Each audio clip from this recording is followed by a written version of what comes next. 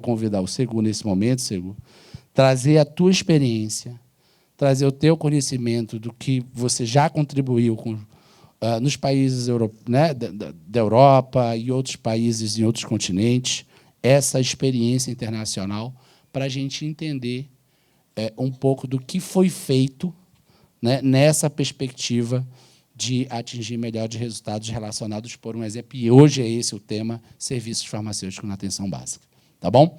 Fica à vontade, a gente quer dialogar contigo. Preste atenção e depois a gente vai conversar. Hoje, Mônica, vamos conversar muito sobre tudo que a gente passou. Obrigado. Bueno, bom dia. Para que vocês possam conversar, eu intentaré falar pouco, porque senão somente falo. A ideia era poder, a minha ideia era poder trasladar-vos o que é o conceito de carteira de servicios, em geral, e que consequências tem, e depois fazer um pouco de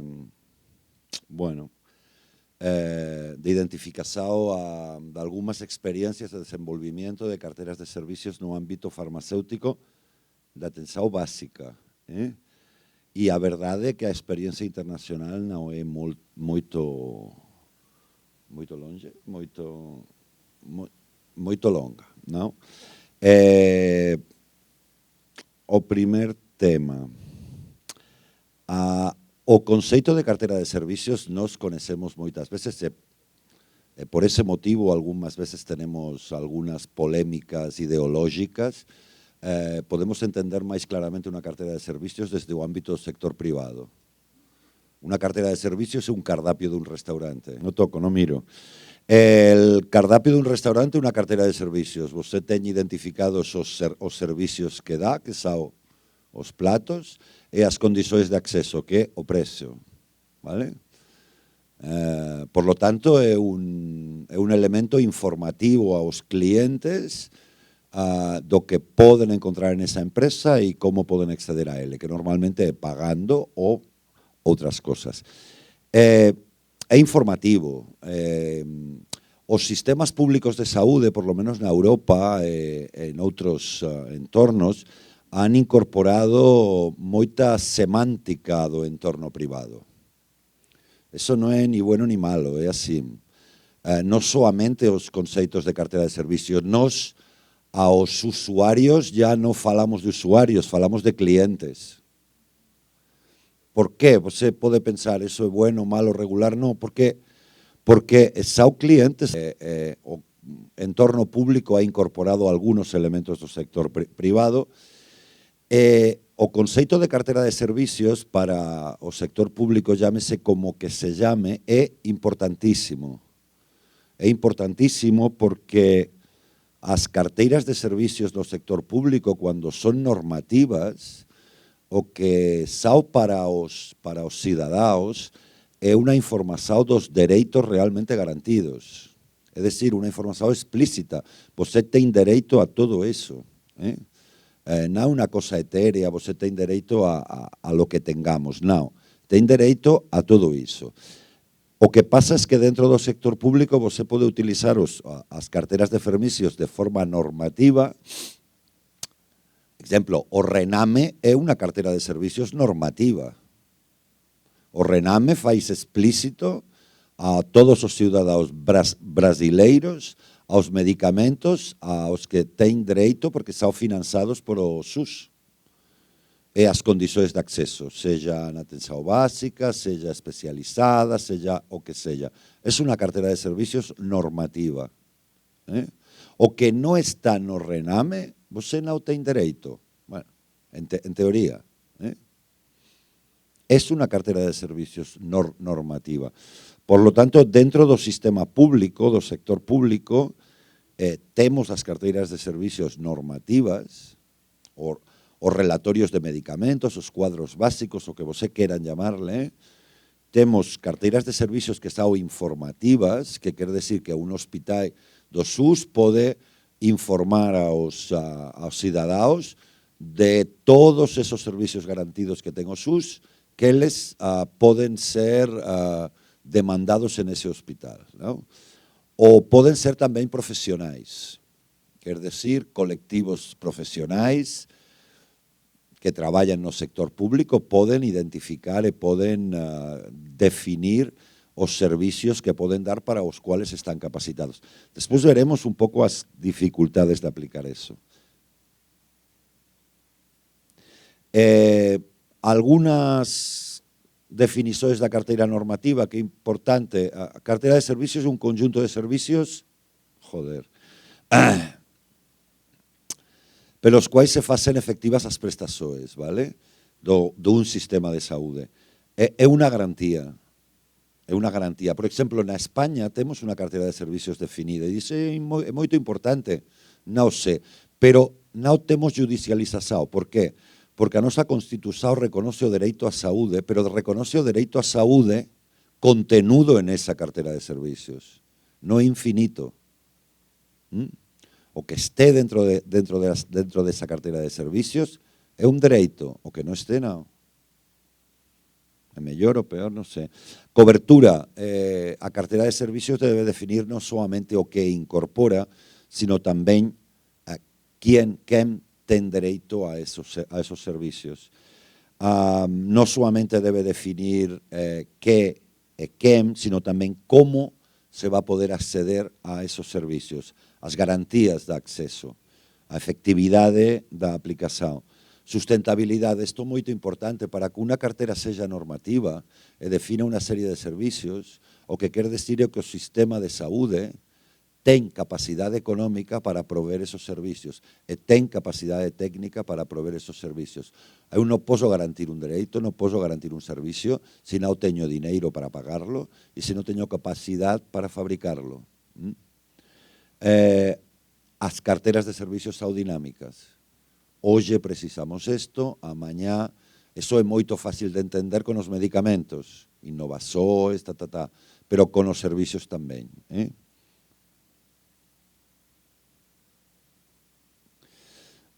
Bueno, a construcción non vamos a extendernos, pero básicamente unha cartera de servicios normativa ten que intentar integrar os conceptos de necesidade e de avaliación de servicios.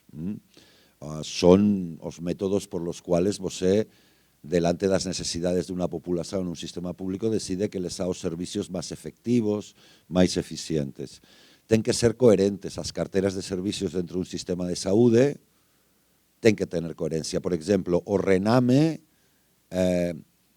integra unha serie de medicamentos, non?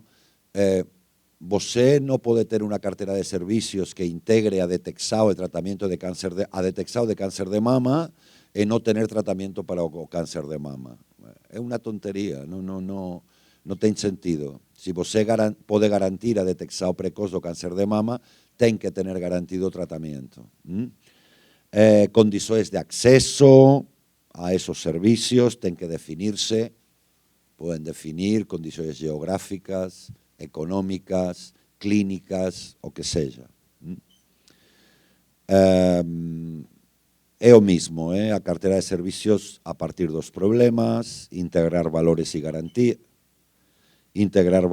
garantías, ser coherente, integrar os servicios máis efectivos, etc. Vale? Todo isto é máis ou menos o que hemos falado. Aquí o que tamén, bueno, vocês tenen que, un sistema de saúde ten que reconocer normalmente cando é unha cartera de servicios normativa, non é unha recomendación. Se construye para todo o Sistema Nacional de Saúde ou para todo o Sistema Unificado de Saúde. Quer decir que todas as persoas de cobertura deste sistema de saúde, as persoas de responsabilidade, os cidadaos que tenen dereito a recibir servicios, tenen os mesmos dereitos, garantía de equidade, garantía de acceso, garantía de dereito. Vocês aquí tenen un entorno altamente descentralizado, por lo tanto, as carteras de servicios dentro de, como falábamos onte, pode haber un RENAME nacional, pero os municipios poden incorporar medicamentos que non están no RENAME. Bueno, eso é unha ampliación de cobertura. O que vocês se tendrían que preguntar a partir da fala de onte de Elton, se eso pode sostener a equidade dentro do sistema, sobre todo cando a capacidade de incorporar máis tecnología depende da capacidade económica do municipio. Por lo tanto, os cidadaos que viven en municipios ricos tendrán máis acceso aos servicios que os cidadaos que viven en outros municipios, ¿no? Eso son cuestiones que vocês tenen que plantearse, pero que é outra cosa. Bueno, as carteras de servicios poden estar estructurados por niveles, poden tener diferentes condições de acceso, etc. Vamos a falar máis disso porque eu acho que vocês o tienen claro. Ese é o proceso de construcción e dentro do proceso de construcción é o que hemos falado. O que sí que é importante é o último de aquí. O sistema... Ahora va para atrás, ¿no? O sistema de saúde non solamente ten que quedarse tranquilo con ter unha cartera de servicios, ten que quedarse tranquilo teniendo una cartera de servicios con unas condiciones definidas, una oferta asistencial y estructurada para prestarlos, ten que tener capacidad de avaliar cómo es que se están prestando. Primero, accesibilidad a esos servicios, si existe accesibilidad efectiva o no. Y después, si se están prestando, cómo, con qué tipo de calidad y con qué resultados se están prestando. Y también identificar todas aquellas necesidades no cubiertas que queremos cubrir y actualizar esa cartera de servicios. Eso es importante, ¿vale? ¿Todos os países tienen carteras de servicios definidas? No, no todos. Moitos tienen cuadros básicos de medicamentos, renames, no todos. A cartera de servicios é máis... estaba máis vinculada con os sistemas de saúde fundamentados en o modelo Bismarck, en o modelo de seguridade social, porque integra unha carteira de prestaciones. No todos os sistemas de saúde, os sistemas nacionales de saúde, ten carteras de servicios. Ten voses aquí carteras de servicios? Sí, ya falamos do rename, estructurado en diferentes componentes, e vostede tamén ten unha cartera de servicios por lo menos publicada, ¿no?, en atención primaria. No sé si tenemos más carteras de servicios definidas. Vocês gostarán más o menos de esas carteras de servicios, pero tienen. Y es importante porque o que pone as carteras de servicios fixa as condições de acceso, fixa a garantía, fixa moitas cosas. E tamén, cando nos facemos unha cartera de servicios de atención básica, definimos como Sistema Nacional de Saúde, como SUS, o que queremos que faça a atención básica. Por exemplo, nesta cartera de servicios non fala nada de farmacia. Bueno, vocês ya... De farmacia quero decir de farmacia de atención básica. Eso integrado dentro da atención básica, unha cosa aparte, vocês ya discutirán eso. España ten unha cartera de servicios do Sistema Nacional de Saúde. O que hemos falado. É unha normativa, é unha garantía, é obrigatorio para todos os estados que conforman, todas as comunidades autónomas que conforman o Sistema Nacional de Saúde español. É un dereito de todos os ciudadanos, vivan en Barcelona, en Madrid ou en Cuenca, é igual. Tenen dereito a esta cartera de servicios. Se ten que garantir a integralidade, a continuidade dos servicios, acceso en todo o territorio nacional, etc., etc. As comunidades autónomas, que son os nosos estados, poden incluir, afegir servicios. Poden. Ten que garantir os da cartera de servicios se poden afegir con os seus recursos financeiros. Pero esos servicios que se incluyen tienen que ser autorizados tamén por o Consello Interterritorial de Saúde, que é un órgano de armonización dun sistema descentralizado. A carteira de servicios española ten que garantir que temos oferta asistencial necesaria para poder prestarla. Temos que garantir os fluxos de doentes, porque moitos dos servicios non están dispersos en todo o territorio, están concentrados. Temos que garantir fondos de compensación económica cuando, por exemplo, en Barcelona se reciben doentes de outros estados ou de outras comunidades autónomas. Ten toda unha estructura. Os criterios son os habituales, eficacia, efectividade, valor agregado, tamén ten criterios de exclusao de servizos, é dicir, os criterios cando se identifican o que están obsoletos, ya non son necesarios, ou sustituídos, o que seja. A carteira de servicios está constituída por todas estas subcarteras: saúde pública, atención básica, especializada, urgencias, medicamentos, prestação de orteses e prótesis, produtos dietéticos, prestação de transporte. Vale? Dentro o noso rename é a carteira de servicios de medicamentos. Quantos medicamentos teño o rename? 1000. Temos 3000. Tenemos todo. Bueno, casi todo. Temos moitos. Eso non creo que sea non sei que sea moito bon, pero bueno, pero é así como que o tenemos. Vamos a entrar, que é o que sabemos das carteiras de servicios para farmacéuticos de atención básica. Poca cosa. A verdade é que os únicos documentos de referencia que nos hallamos é a Guía dos Servicios Farmacéuticas de Atención Básica da OPAS, non é ben unha carteira de servicios, pero unha definición dos servicios farmacéuticos en atención primaria no National Health Service en UK. España, temos unha carteira de servicios farmacéuticos de atención primaria. E no Estados Unidos non ten carteiras de servicios, pero ten farmacéuticos clínicos no ámbito ambulatorial, que ten programas de formación e acreditación para estes servicios. É normal tamén a estructuración da farmacia.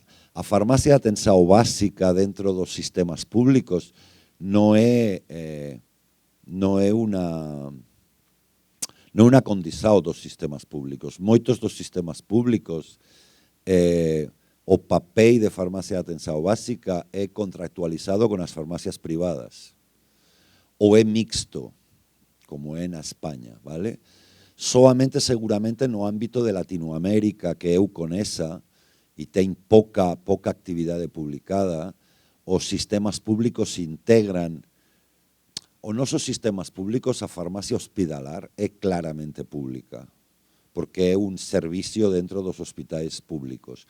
Pero a farmacia de atención básica, en Latinoamérica, en Brasil, en Centroamérica, sí que está moito integrado no ámbito dos centros asistenciais públicos ambulatoriais, porque está vinculado a compra pública e dispensación de medicamentos, vale?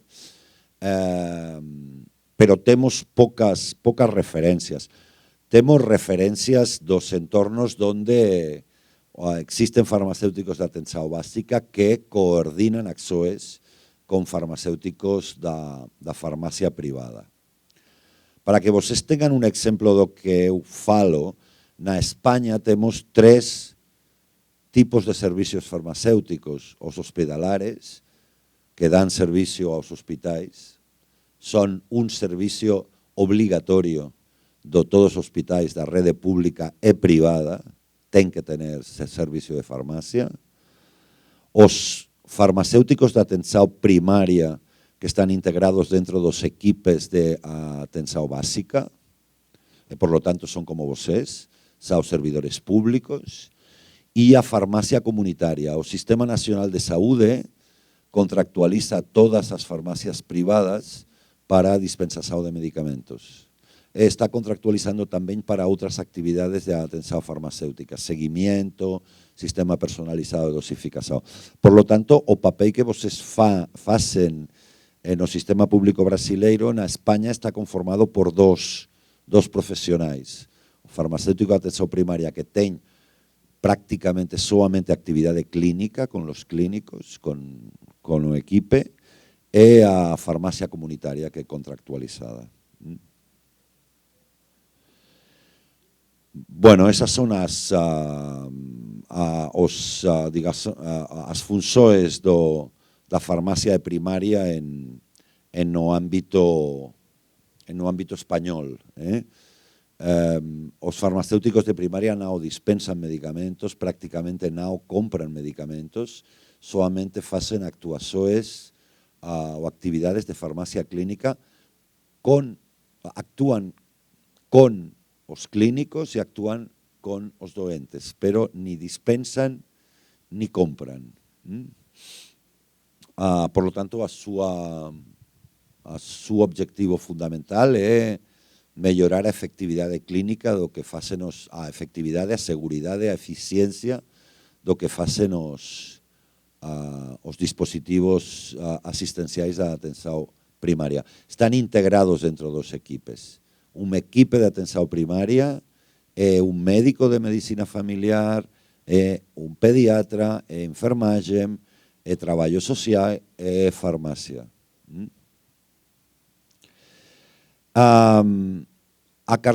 Temos unha carteira de servicios farmacéuticos de atención primaria, pero eu acho que non está ben nombrada, non é unha carteira normativa, é un desexo. É unha carteira desenvolvida por a Sociedade Española de Farmacéuticos de Atención Primaria e que integra todos aqueles servicios que entendemos que os farmacéuticos de atención básica están capacitados para desenvolver. Están desenvolvidos? Non. Están contemplados dentro das garantías do Sistema Nacional de Saúde? Non. Que quero decir? Que é un primer paso para construir esa garantía. É un primer paso para definir cuáles são as funções do farmacéutico de atención básica, o valor que aporta e poder integrar estes servicios dentro das garantías do Sistema Nacional de Saúde. Por que digo que non están integrados? Porque non están previstos e definidos os recursos que precisamos para poder desenvolverlo. E, por lo tanto, esa carteira de servicios é un primer paso para definir as capacidades e os recursos que se requieran en todos os ámbitos e como van a se organizar estes servicios para poder prestarse de forma equitativa a todos os ciudadanos desde todos os centros de atención básica. Esa carteira é unha das que hemos utilizado para o traballo de conformación de instrumento de referencia. Vale? Despois podemos falar de como é que está non define unha garantía, entre outras cosas porque moitos dos servicios que están incorporados ten que se desarrollar aínda en moitas comunidades autónomas. E, por lo tanto, é unha visão de futuro, non unha visão solamente de presente, pero sí que o que permite identificar o que entendemos que o sistema de saúde e as cidadáns necesitan de nós, o que podría aportar valor a produción de servicios dentro do Sistema Nacional de Salud, e tamén o que é necesario para construir estes servicios, as capacidades, a formación, os recursos. Tamén incorporamos ou vamos incorporando os indicadores que ten que definir que o que producimos e con que calidade producimos eso. É como unha ferramenta de acreditación tamén, vale?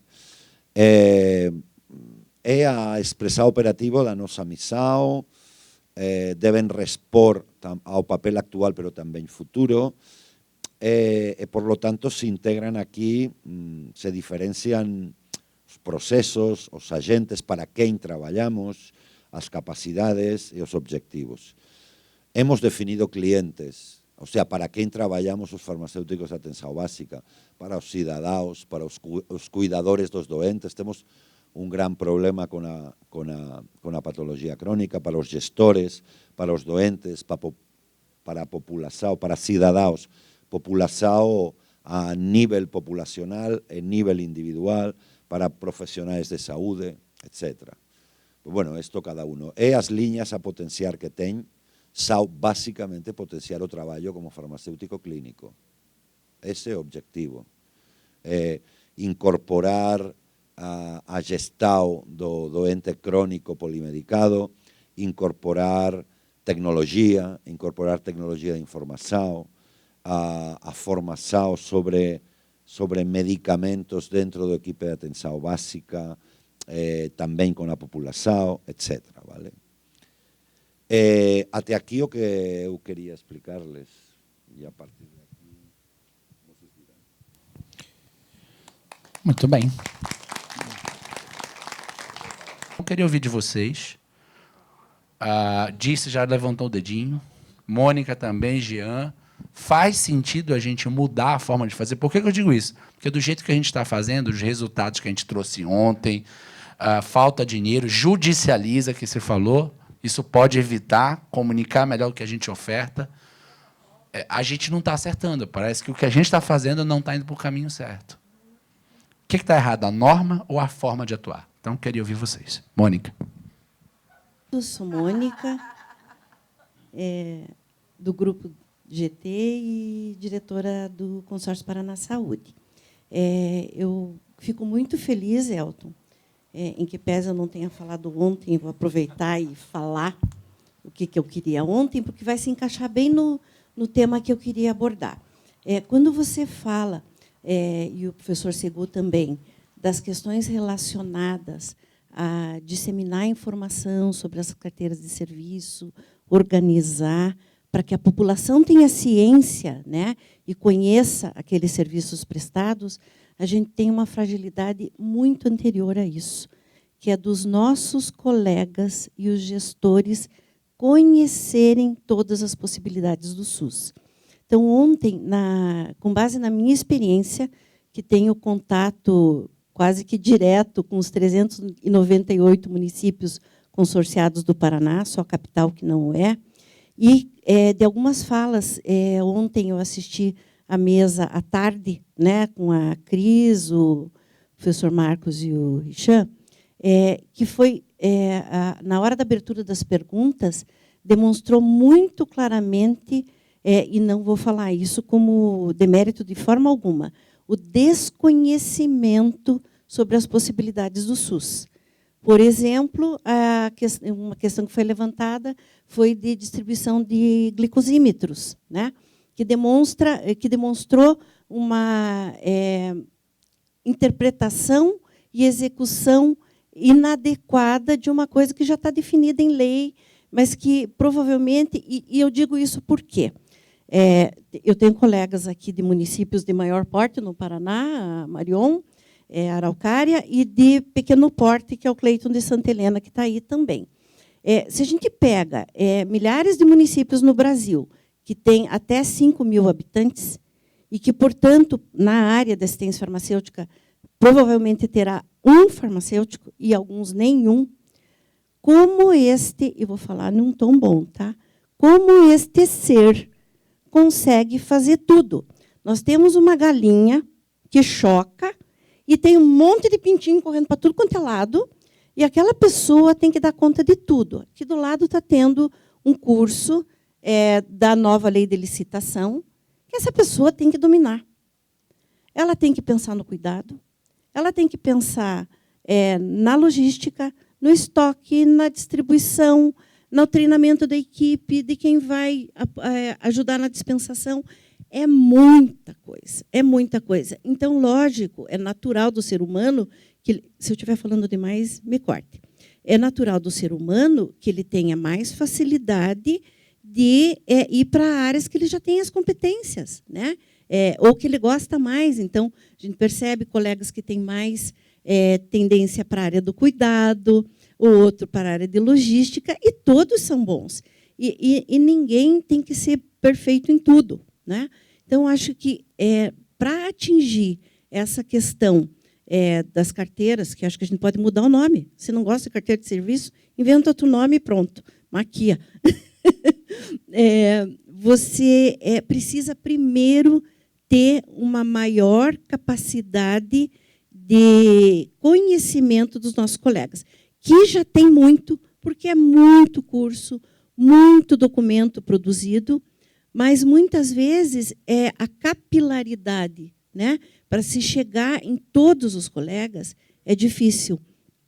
Então, acho que a gente precisa avançar nisso, dizendo já que eu tenho certeza que a gente já tem muito material bom, mas nós precisamos avançar nessa capacidade de articular, de capilarizar para dentro, para nós termos mais força para sair para fora.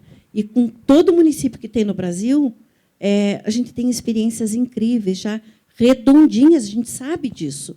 Então, nós já temos soluções. A gente pode pegar essas soluções, né, para poder disseminar. E só para fechar, e mostrando como isso não se dá só para o nível descendente, né, de chegar no município, isso se reflete no Ministério da Saúde. Ontem, a fala da diretora da Esquitie foi de chorar.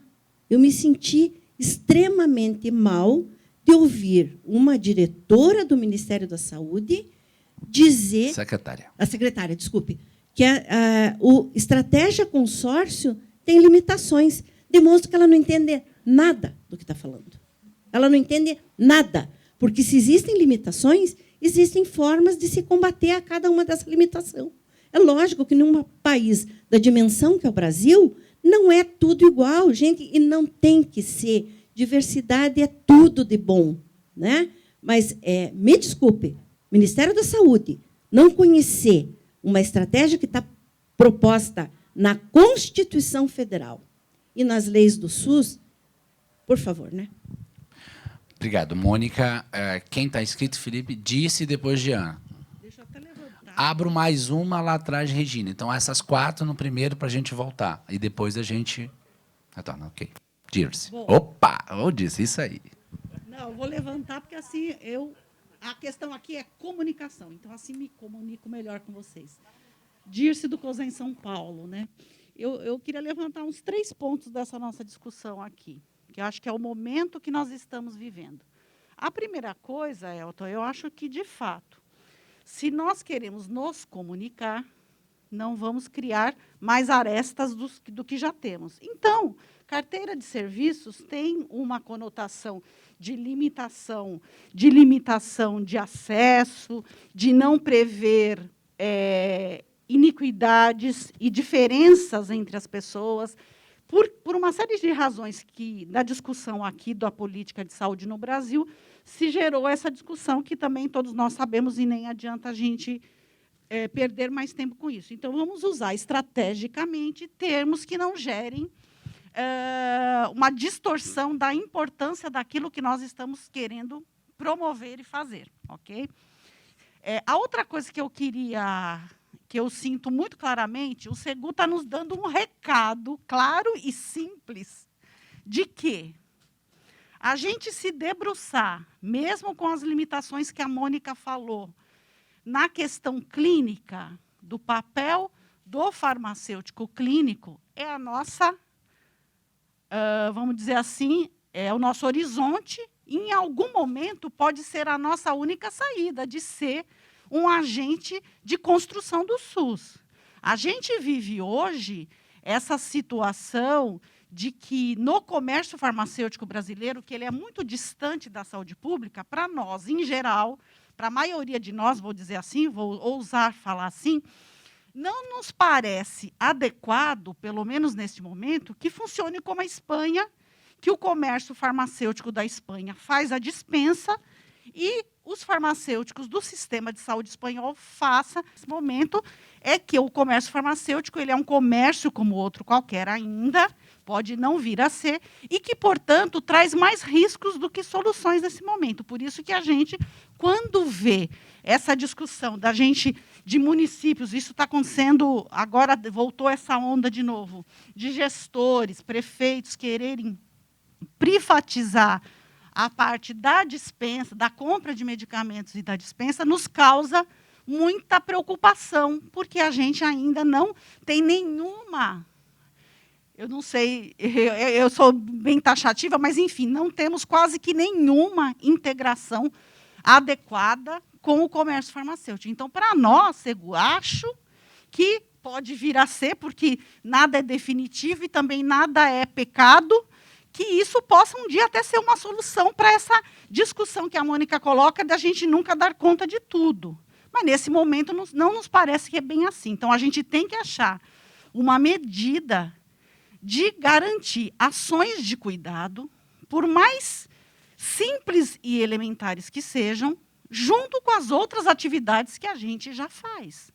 Porque, na verdade, a gente tem que mostrar onde a gente quer chegar. Então, o instrumento que está aí no papel ainda, para a grande maioria dos municípios, ele é um norteador de que muitas coisas que estão escritas ali já podem ser feitas e são feitas. Talvez a gente nem registre, mas já são feitas e que elas vão caminhando. Isto é um processo. Talvez o processo não seja tão rápido como a gente gostaria, mas é um processo. A gente tem que ter uma ideia de processo.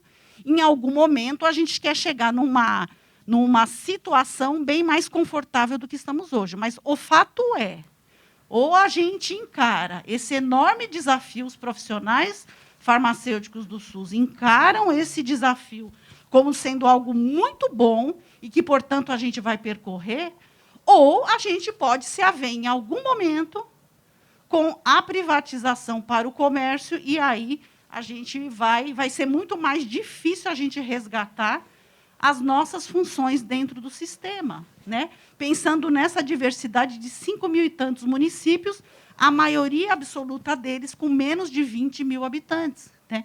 Então, parece, do ponto de vista gerencial e de gestão, muito mais fácil terceirizar e pronto. Por isso que a gente tem, sim, obrigação, nesse momento, obrigação em relação ao Sistema Único de Saúde do Brasil, olhar para isso com muito cuidado e tentar fazer essa discussão em todos os espaços que a gente estiver, diretamente com o nosso gestor, se eu estou no município, onde eu estiver, eu tenho a obrigação de fazer essa discussão. Se vai andar mais rápido ou mais devagar, isso tudo é um processo, mas que a gente não pode não olhar mais para isso com argumentos de que é muito complicado na estrutura que eu tenho, a gente não pode mais. Obrigado, Disse. Jean. Bom dia a todos e todas. Jean, Caruaru. Professor Segu, com a implantação da carteira na Espanha, qual foi a diferença da saúde, do atendimento ao usuário para hoje? O que é que ganhou? O que é que fez a diferença do processo?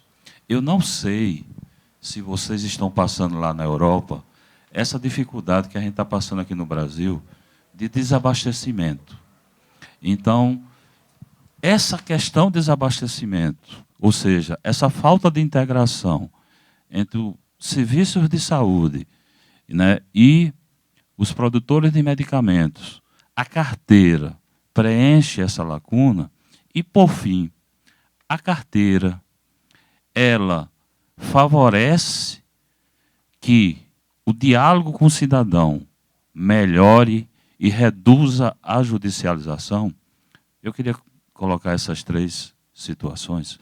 Obrigado. Muito bem, Jean. Só segura um pouquinho. E Regina primeiro. A Regina. E aí a gente fecha.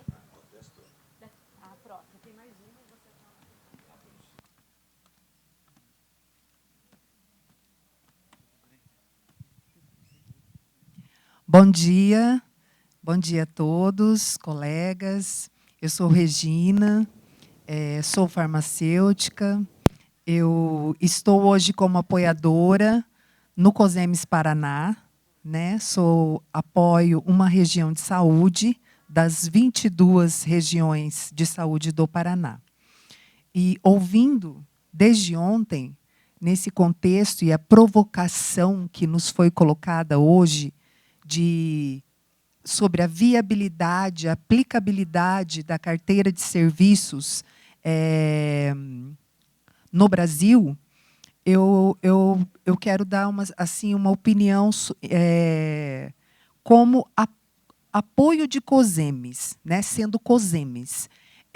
Eu vejo que o COSEMES e o CONASEMES são essenciais nesse processo, porque nós temos uma rede colaborativa que pode tentar, porque a gente também tem limitações, né?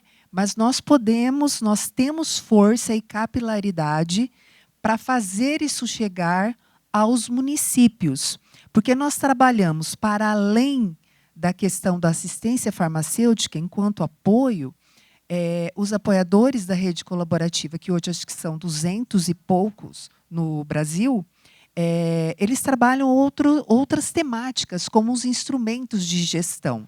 E eu vejo que o planejamento precisa ser também protagonizado pelo profissional farmacêutico que está no município. Isso nem sempre acontece. Então, assim, no meu desejo, né, considerando as dificuldades que teremos, as dificuldades com o que a Mônica, que é minha colega do Paraná, também colocou com relação a como que esse ser faz tudo isso, né? Então, assim, mesmo considerando tudo isso, eu vejo que, ainda assim, seríamos omissos se a gente não disseminasse esse processo essa possibilidade de reorganizar, de fazer pensar em novas possibilidades. E nós, enquanto apoio de COSEMES, a gente está muito inserido nas equipes para provocar essas discussões com os farmacêuticos. E nós estamos nos organizando lá, eu e Mônica, né, como membros do GETAF também, para poder ter um contato mais direto com esses farmacêuticos do Paraná, porque aí eu acredito que a gente vai conseguir resultados, né? E é aquela coisa, talvez não será positivo e teremos resultados com todos, mas o pouco que nós tivermos poderá fazer a diferença no cuidado farmacêutico lá na ponta, nos municípios, e especialmente nos municípios pequenos, porque os maiores têm até uma melhor estrutura. Então, assim, eu gostaria de trazer essa consideração e pedir ao Elton, na pessoa né, que representa o CONASEMES aqui hoje, né, de que continue provocando os COSEMES, continue fazendo com que, nos COSEMES, nós possamos ter espaço para assistência farmacêutica, porque é muito difícil a gente também, enquanto tantos temas, porque o apoiador do COSEMES ele é bombril, né? 1001 utilidades. Então, assim, a gente precisa ter também mais espaço dentro dos COSEMES para assistência farmacêutica. Alguns, eu sei que já tem isso muito definido, mas lá no Paraná a gente ainda precisa de ajuda nesse sentido. Tá bom? Obrigada. Muito obrigado, Regina. Luiz Segu. Oi, Elton. Tem um secretário aqui do Paraná que ele disse que queria fazer uma consideração, está em cima do que a Regina falou, só para não perder, pode ser? Pode ser, tudo bem. Rapidinho, desculpa até atrapalhar a sequência. Existe hoje, pelas controladorias internas dos municípios, deixa eu me apresentar primeiro, né? Meu nome é Adriano, sou gestor de Douradina, no Paraná. A Regina é nossa apoiadora lá. E eu acho que, às vezes, porque são setores descentralizados, às vezes acontece de não ter comunicação. Mas as controladorias internas hoje, já existe uma exigência delas para que exista cartas de serviços a respeito. Eu só sei porque eu fui obrigado a fazer, agora, umas semanas atrás. Cartas de serviço a respeito de todas as secretarias, porque isso pontua como, no portal da transparência como um indicativo de transparência do município. Então, não porque nós somos obrigados a fazer, porque o serviço farmacêutico se destaca e tem que fazer. Não, está vindo a partir das controladorias isso. Então, a controladoria interna chegou até mim e falou: Adriano, você, como secretário de saúde, tem que apresentar todas as cartas de serviço de todos os serviços que são oferecidos dentro da estrutura da saúde. Aí eu já cheguei no pessoal da farmácia e falei: gente, vocês vão fazer pelo menos uns 10 tipos diferentes de carta de serviço aqui, que eu quero que vocês apresentem. Só que ela, por enquanto, ela é muito rudimentar. Ela tem, por exemplo, somente qual é o local onde você procura o serviço, quem oferece o serviço, qual o telefone para contato e horário do serviço, e o que a população, ao acessar o local, pode encontrar sobre o serviço.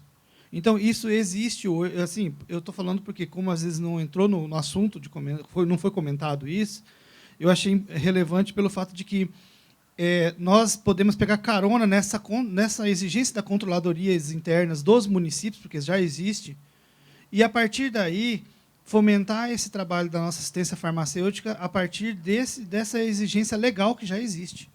Né? Então, é só para poder complementar o que a Regina falou, porque, e realmente, nós temos uma facilidade um pouco maior lá, porque nós temos um farmacêutico na atenção básica, Joseli, nós temos um farmacêutico na central de abastecimento farmacêutico, no caso, Juliana, temos outro farmacêutico na nossa UBS, e num posto e na farmácia móvel eu coloquei mais um, mas é porque o gestor é farmacêutico e daí dá um pouco de força para a gente conseguir esse tipo de coisa. Porque nós temos em torno de 9 mil habitantes, né? Nós vamos 9.500. Então, assim, é difícil a gente conseguir colocar farmacêutico, mas é uma luta, porque ninguém enxerga que somos importantes dentro do processo. Mas, por exemplo, o que eu fiz foi mostrar, através do cálculo de antes e depois, quando nós tínhamos, em 2019, só tinha uma farmacêutica. Eu peguei o cálculo de quanto se gastava na central de abastecimento e nas distribuições e apresentei na prefeitura, porque a gente poderia contratar mais um até. Porque a economia gerada pelo profissional era maior do que porque eles enxergam mais pelos números, né? Não vão enxergar porque tem que atender o povo. E aí acabei fazendo esse tipo de alegação e consegui mais um. E a gente está lutando para ver se consegue um para a farmácia móvel, para fazer todos os distritos. Mas o problema só estamos fazendo a carta porque a controladoria exigiu. Não porque existia esse tipo de trabalho. E assim, vai ser muito legal se tiver um apoio de vocês, para a gente desenvolver mais essa carta ainda e conseguir colocar ela de uma maneira mais visível. Obrigado pela ajuda aí. Muito obrigado, secretário. Nossa, me deu vontade de falar tanta coisa, mas Segu, você é a nossa referência hoje. Eu acho que o secretário les explicou o que tem que se fazer. Primeiro, convencer a outros secretarios para que sean como él. A ver, yo que la Contraloría esté exigiendo una carta de servicios, a mí como cidadão, eu acho que é importante. O SUS está para servir aos cidadãos brasileiros. O Sistema Nacional de Saúde Espanhol está para servir aos cidadãos espanhóis. Por lo tanto, o mínimo que podo fazer é informar aos cidadãos qué servicios puedo ofrecer en estos entornos. Por lo tanto, me parece bien. O que você comentaba, Jan, sí, Jan. Você me pedía o que fizimos, cómo desenvolvimos, tal y cual. Vamos a la historia, porque uno tiene que aprovechar las pocas oportunidades que le da la vida. O meu chefe no Hospital de São Pau de Barcelona, que é uno dos pais da farmacia clínica na España, me decía siempre: Segu, o farmacéutico é o único profesional sanitario que ten que justificar cada día que sirve para algo. É o único. Ninguém le pregunta al médico para qué sirve, ninguém le pregunta a enfermagem para qué sirve. Por lo tanto, ten que ir aproveitando por qué está, ¿no? No ámbito hospitalario, na España, por lo menos, os farmacéuticos están dentro do sistema de saúde inicialmente por unha sola cosa, porque son obligatorios. Porque para dispensar un medicamento ten que haber un farmacéutico. Aquí pasa o mesmo. Pues eso é unha obligatoriedade. Você non pode dispensar un medicamento dentro de un hospital o a un doente ambulatorio sem que haya un farmacéutico. Este es un punto, ¿no? Bueno, a partir de aí, como é que vamos conformando o que queremos facer? Nos hospitais que éramos un almoxerifado, ¿no? Éramos eso, éramos el bodeguero, no sé cómo se llama. Bueno, el que compraba, ponía a disposición dos médicos os medicamentos que eles querían para tratar aos doentes. Punto. A partir de aquí é como você ten que ir evoluindo. Como que vamos evoluindo? O que falaba o secretario, demostrando que servimos para alguna cosa máis, non? E demostrándolo, é decir, mire, si solamente facemos de almoxerifado, pues os resultados son esos. Si comenzamos a traballar aspectos de selección de medicamentos, de traballo clínico, os resultados son outros. ¿Vale? Por lo tanto, aquí temos un proceso, non sei como que vocês llaman, de valorización, ¿no? Temos que convencer aos gestores que temos valor para algo. ¿Qué pasó en atención básica? En atención básica en España, faz 35 años, no había ni un farmacéutico de atención primaria. Solamente estaban las oficinas de farmacia. ¿Por qué? Porque o objetivo básico dos farmacéuticos, que era dispensar os medicamentos, ya estaba cubierto. Ya teníamos contractualizadas a todas as farmacias privadas. ¿Qué o que pasó? Sinceramente, estamos no ámbito da atención básica porque os custos, o crecimiento de custos dos medicamentos era insoportable. Es así. No voy a engañar a ninguén.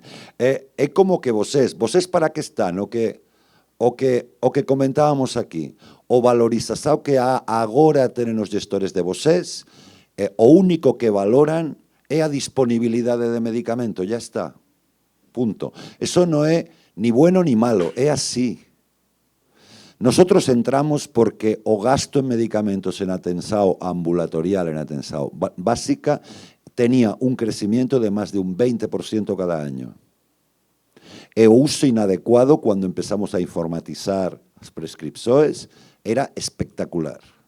A variabilidade clínica era espectacular. E alguén pensó que podía ser que un farmacéutico pudiera tener algún impacto en as decisiones clínicas que afectan a sobreconsumo, que afectan a utilización inadecuada.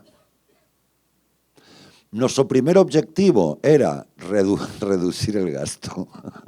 Este era el primer objetivo. Todo demás era eso de uso adecuado, inadecuado. Los gestores no entendían bien qué era eso. Que o medicamento pode matar a alguén, non sei que é eso. Aquí o problema é que gastamos moito. Bueno, gastamos moito, empezamos a traballar.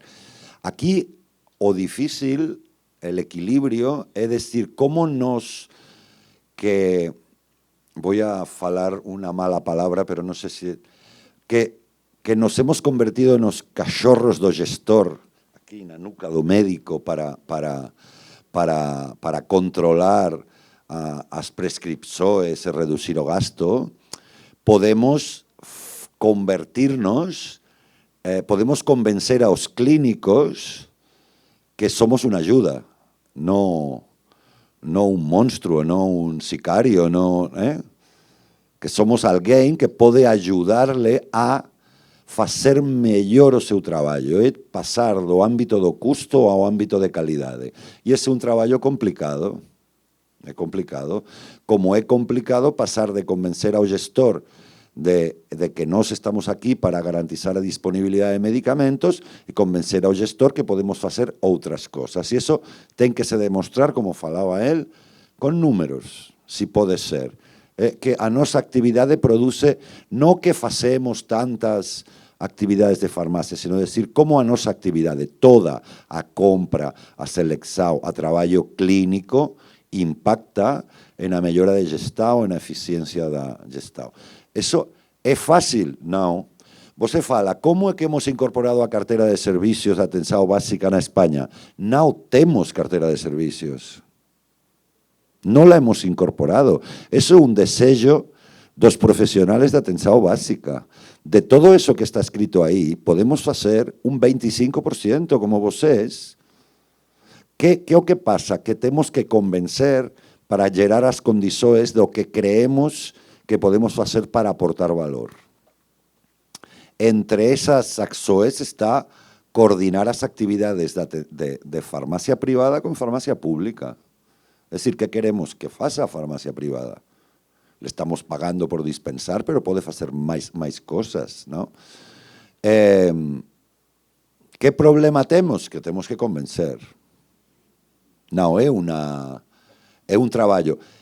O que hemos conseguido en algunos entornos está máis desenvolvida a farmacia de atención básica que en outros, digo, comunidades autónomas. Como aquí, temos sitios donde temos un farmacéutico de atención básica para 4 equipos de atención, temos entornos donde tenemos un farmacéutico de atención básica por equipe. Bueno, que hemos conseguido tamén, seguramente, construir una dinámica máis cooperativa entre os farmacéuticos regionais, entre os farmacéuticos que temos na região.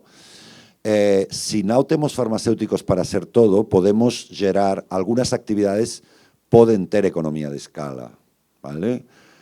Facer informação para os médicos, facer formação, eso pode tener economía de escala, non faz falta que cada farmacéutico faz tal, eso es identificarlo, pero non é un tema complexo, você fala como é que, non, é que estamos aí, estamos traballando para eso.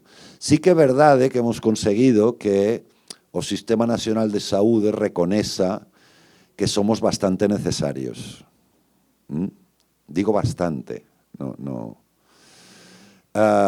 Por lo tanto, pero claro, a nosa necesidade se ha generado non porque compremos medicamentos ni dispensemos medicamentos.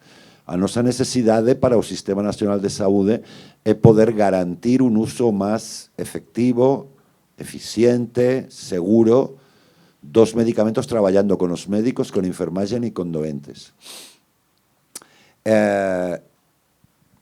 Vocês, dice, pode pasar que no futuro, no Brasil, as actividades dos farmacéuticos de atención básica pasen a ser desenvolvidas por las farmacias comunitarias. Bueno, en algunos casos ya pasó, ¿no? Porque ese programa que tenían vocês de esto, pues bueno, hay una dispensación de productos. Bueno, puede ser. O puede ser que en algunos sitios pase, que en otros no. Puede ser que se combine, puede ser que sea más bueno o más malo. O que vocês tienen que tener claro é que, e vou a falar unha cosa moito dura, comprar medicamentos pode facer cualquiera. O señor que compra bolígrafos pode comprar medicamento, o que compra canetas pode comprar medicamentos. Seleccionar non tanto, pero bueno, seleccionar no. Bueno, tiene algún médico al lado, a lo mejor acaba seleccionando de aquella manera que ya sabemos. Bueno, pero sí que é verdade que focar todo nosa fortaleza, que está bien focarla agora, porque están para eso, pero focar toda nosa fortaleza solo en eso ten perigros. Por lo tanto, un ten que focar con aquello que seguramente solamente pode facer el, e non outros, ¿no? Con que falaban, si você face algo que pode facer unha máquina, olvídese, vale? Pois é o mismo, se você face algo que poden facer outros, é complicado. Por lo tanto, unha línea de traballo que non é para hoxe, ni para mañá, ni para non sei cuándo, pero unha línea de traballo de desenvolver actividades que non son tan sustituibles e que aportan un valor que ten que ser reconocido, que ten que ser identificado pouco a pouco, de forma colaborativa. Aquí están todos ustedes, están no CONASEMS, están... poden facer un pouco de planning de como ir desenvolviendo capacidades e desenvolviendo esa cartera de servicios, ese instrumento, lo que seja. Só uma pergunta, Segu, rápido, só para eu relembrar. E diminuiu judicialização? Nós não tínhamos judicialização, nem hemos tenido nunca. Não, não. No, no, es un problema. No. Yo descubrí a judicialización cuando llegué a Colombia, a Brasil, a Costa Rica, É um problema que a verdade temos um pouco, pero é ridícula, no, comparado con aquí. No. ¿Por qué?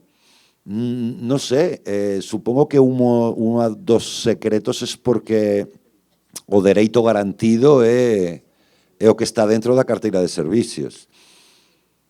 Pero tampouco temos judicialización en Portugal, ni en Inglaterra, ni en Alemania, no sé por qué.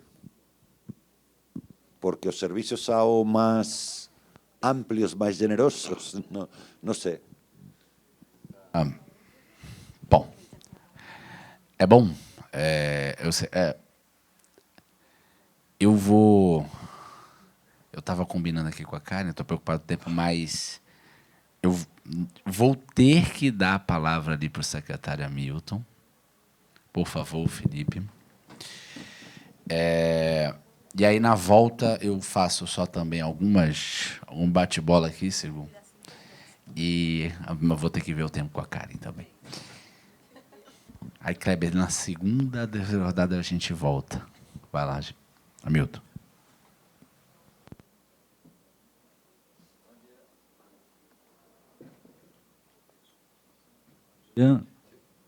Bom dia a todos e a todas. Hamilton, secretário de Saúde de Jataí, Goiás.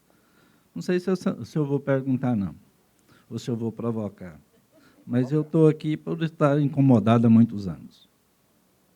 E essa oficina veio a calhar com o meu pensamento, por isso estou aqui parabenizando o CONASEMS pelo protagonismo da discussão, 11 anos após a publicação do decreto. Então, eu quero falar nesse sentido. Infelizmente, nesses últimos anos, eu tenho uma visão um pouco diferente do que foi colocado e exposto aqui já desde o início. Primeiro, o Brasil perdeu a regulação do que estamos conversando. Por que isso? Porque hoje somos regulados pela indústria do ensino. Indústria do ensino. Porque o aparelho formador dos profissionais da saúde hoje no Brasil, a maioria são privados. Privados. Eles que formam meu prescritor. Eles que formam meu prescritor.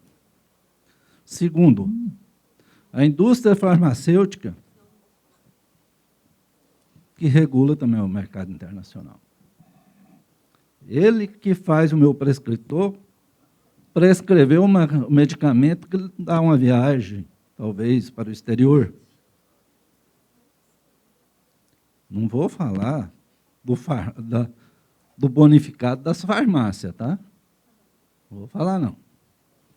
Então, a indústria farmacêutica visita meu prescritor, faz uma lavagem cerebral nele e vai na farmácia e vende o bonificado. É isso? Ou eu estou falando de outro país? Então, a gente tem que começar a ver isso. E a nível central. Me admirei ontem, estou surpreso até agora com as palavras da secretária da Esquerdista. Inacreditável. Inacreditável. Então, Elton, quando saiu o decreto que publicaram a Rename, me convidaram para ser pioneiro na Rename. Eu falei, não, nós já somos. A partir desse momento, todo município no Brasil tem Rename. Vocês concordam?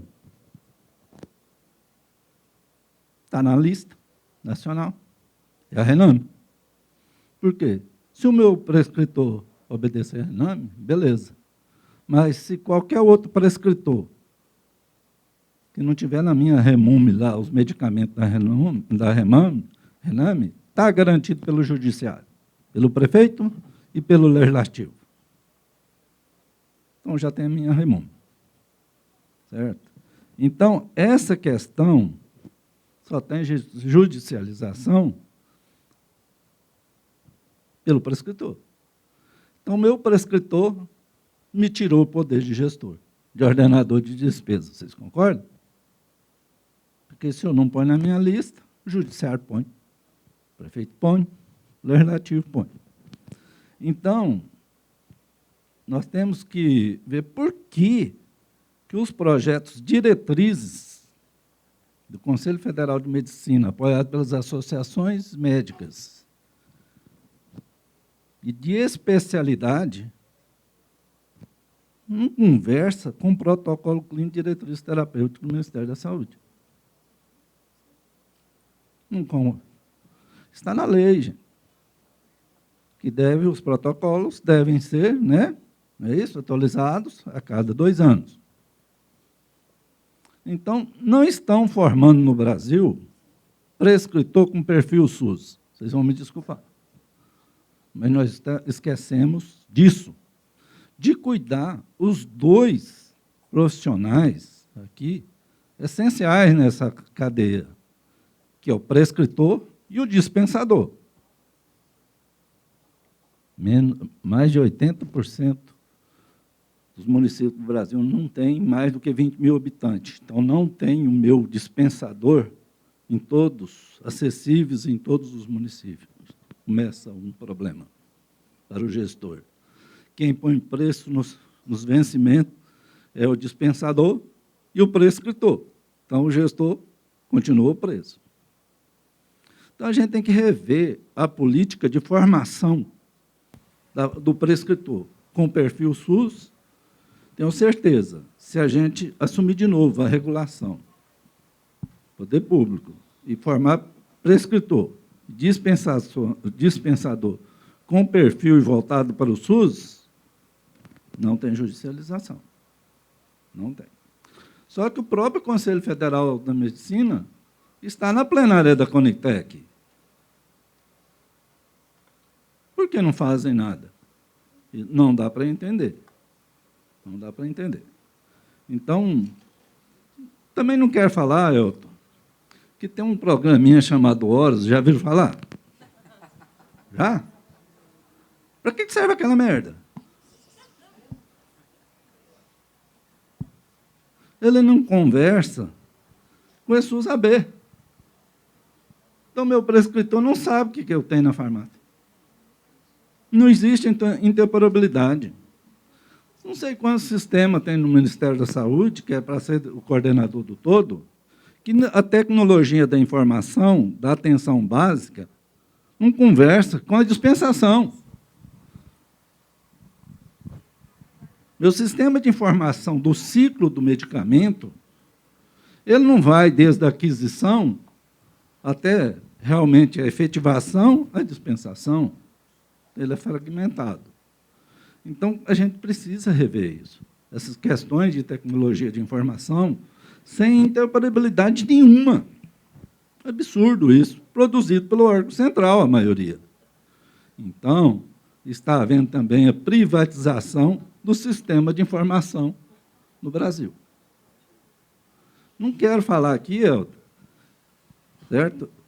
Qual o nível de segurança que tem o sistema de informações produzido pelo Ministério da Saúde? Nenhum. Só serve para eu ter 2 trabalhos. Além de preencher o sistema, eu tenho que escrever na pontualzinha lá do papel. Por quê? Porque não tem nível de garantia que eu elimine o papel. Não tem. Então, é aquele famoso retrabalho. Então, essas questões, Elton, a gente está incomodando a gente, certo? Agora, Elton, o que me incomoda, e me incomodou muito ontem, falar de medicamento sem preocupar com o uso racional do medicamento. Gente, a gente já tem alguns janeiros, certo? Saúde, alimentação saudável, atividade física regular. O resto é remédio. Vai remediar, não vai resolver. Então, a gente tem que ver a formação do prescritor, do dispensador, para a gente fazer o uso racional do medicamento. Então, isso, acho que é essencial nessa discussão. Por quê? Porque se eu, na minha REMUME, incluir um medicamento fora da RENAME, ou fora da lista estadual, vamos dizer assim, eu financiei sozinho. Será que eu estou cumprindo o decreto? O município realmente, a Constituição garantiu isso, que ele tem autonomia de ter o seu protocolo clínico e diretrizes terapêuticas para inserir algum medicamento? Então, isso hoje, inclusive, é questionado pelo judiciário, porque no decreto isso está direcionado ao órgão central. Então, isso tem me incomodado desde ontem. Eu não sei se é um desabafo, se é reflexões. Acho que vocês entendam da melhor forma. Não foi a intenção tumultuar. Mas eu não lembro mais de quando eu vejo falar no tal prontuário único. Você já viu falar nisso, Elton? Já, secretário. Então, Eu só fico preocupado tá com bom? o tempo para você concluir. Eu já concluí. Então, a tecnologia de informação, ele tem que visar o prontuário único. O meu dispensador tem que saber o que o meu prescritor vim sem buscar o prontuáriozinho de papel, que a gente não aguenta mais viver com um papelzinho na mão, né? Com tecnologia da informação. Obrigado, secretário Hamilton.